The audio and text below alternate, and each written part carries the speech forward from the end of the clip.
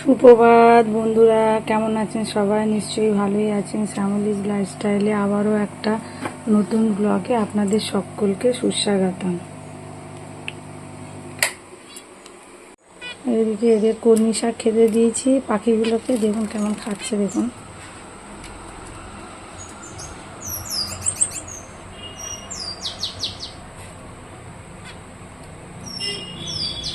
এই দেখুন, ওরা খুব ভালোবাসে কলমি শাক খেতে।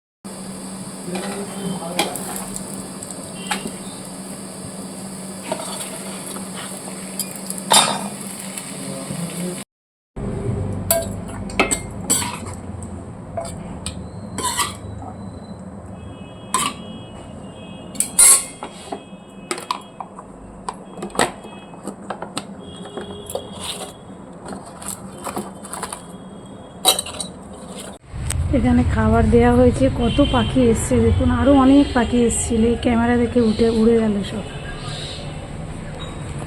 কি সুন্দর দেখুন, কত অনেক পাখি এসেছিল, বিভিন্ন রকমের পাখি।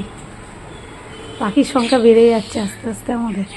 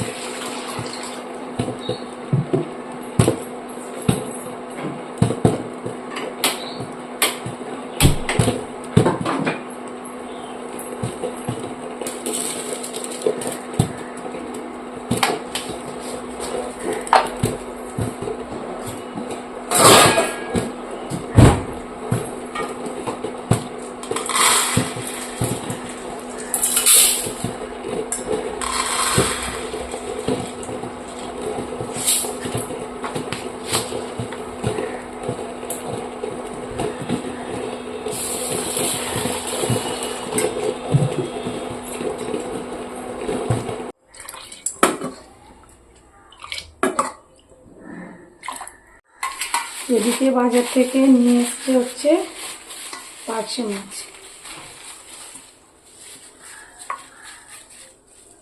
তো এটাই আজকে রান্না করব।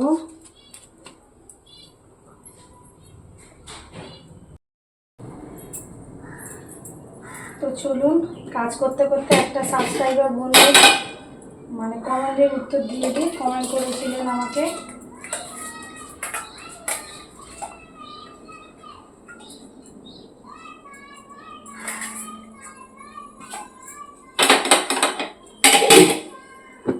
তো আমাকে এক সাবস্ক্রাইবার বন্ধু কমেন্ট করেছেন যে উনি রোজই আমার কমেন্ট করেন, বা আমিও অপেক্ষা করে থাকি উনি কখন কমেন্ট করবেন, আমি একটু পড়বো। আমার খুব ভালো লাগে, সবারই তো ভালো লাগে।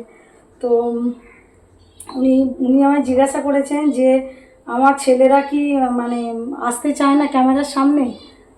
তো না বন্ধুরা, সত্যি বলছি, আমার আমার বাড়িতে আমার পরিবারের কেউই ক্যামেরার সামনে আসতে চায় না, তা আমিও কাউকে জোর করি না। আমার ছোট ছেলেরই একটু বেশি থাকে, দু একটা, কিন্তু তাও ও আবার সবসময়ও চায় না ক্যামেরার সামনে আসতে। তো সেই জন্য আমি আর কাউকে দেখাই না, খুব কমই দেখাই। তো যখনই আমি দেখাই পারমিশন নিয়ে নিই, কি আমি কি অল্প করে দেখাতে পারি, তবেই যদি রাজি হয় তবেই আমি দেখাই, নাহলে কিন্তু দেখাই না। কেননা দেখুন, এখানে এই জায়গাটা এমনই, সবারই নিজস্ব পার্সোনালিটি আছে একটা, নাই পারে ক্যামেরার সামনে আসতে। তো আমিও আর জোর করি না যে না জোর কর, আমি চ্যানেল করেছি চল জোর কর, ওই রকম কোনো ব্যাপার নেই। ওরা আসতে চায় না তো আসবে না। কোনো দিন যদি আমি এটাকে নিয়ে এগিয়ে যেতে পারি, ওরা যদি ইচ্ছা প্রকাশ করে যে না মা এগোচ্ছে, আমাদেরও আসা উচিত এগিয়ে, বা মায়ের সাথে থাকা উচিত, নিশ্চয়ই আমি আপনাদের আমার পরিবারটাকে পুরোটাই দেখাবো। আমার পরিবারে অনেকজনই থাকেন, আমাদের ঘরে আমরা 4 জন আছি, কিন্তু আমাদের অনেক বড় ফ্যামিলি। তো সবাই অনেকজনই আমরা এই বাড়িটার মধ্যে থাকি, কিন্তু কেউই ক্যামেরায় আসতে চায় না বলে আমি দেখাই না। কোনো দিন যদি সম্ভব হয় আমি নিশ্চয়ই সবাইকে দেখাবো। আর আমার তো বড় ছেলে মোটেই আসতে চায় না, খুব কম। তবে বেড়াতে গেলে একটু আধটু বলে যে আচ্ছা ঠিক আছে তোলো, কিন্তু তাও আর কি খুব বেশিক্ষণ না, বেশিক্ষণ হলে খুব রাগ করে। তো ওই জন্যই আমি ওর ফটোটা মানে ওর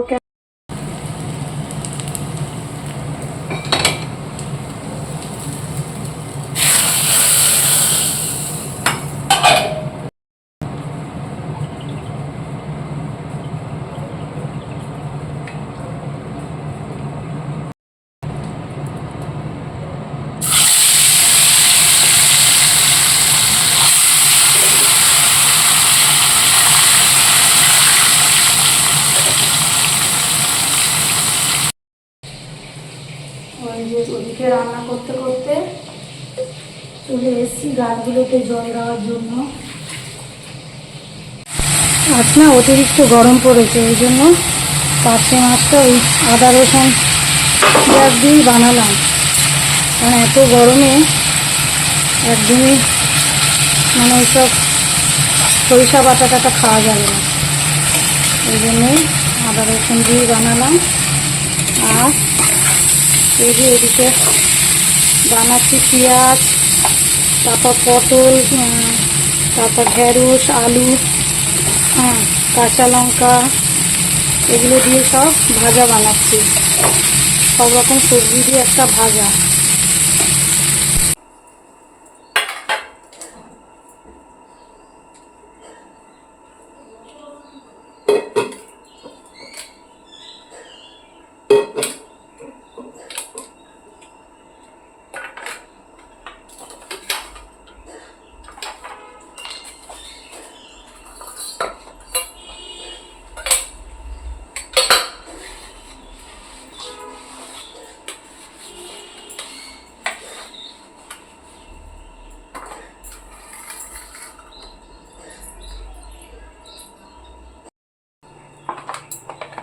এদিকে রান্নাঘরটা আমি পরিষ্কার করব। এবার কী করি, আমি মাঝে মাঝে এই ভিম লিকুইড আর ডেটল এটা দিয়ে না আমি রান্নাঘরটা পরিষ্কার করি। তাহলে কী হয়, পোকামাকড়ের কিন্তু উপদ্রব খুব একটা হয় না।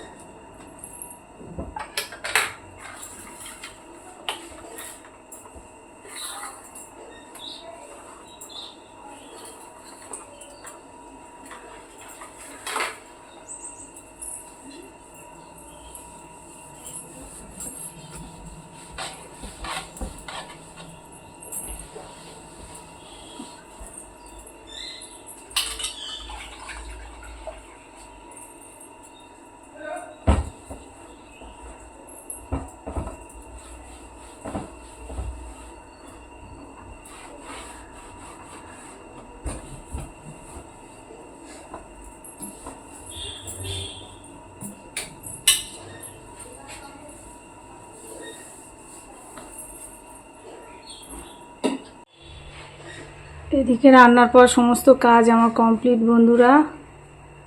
তো এবার শুধু আমার পুজো দেওয়ার পালা, স্নান করব, পুজো দেব।